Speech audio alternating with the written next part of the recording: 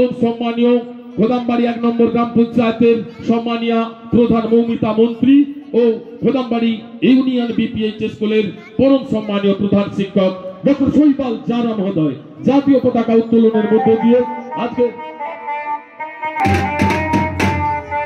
জাতীয় পতাকা উত্তোলনের মধ্য দিয়ে 129তম নেতাজি সুভাষচন্দ্র বোসের জন্ম জয়ন্তী দিবস উদযাপন।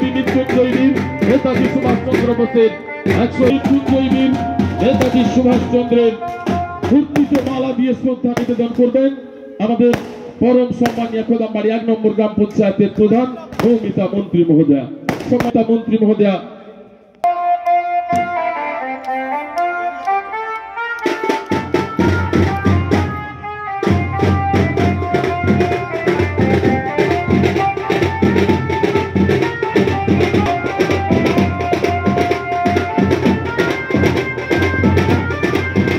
শৈবাল জানা মহোদয়।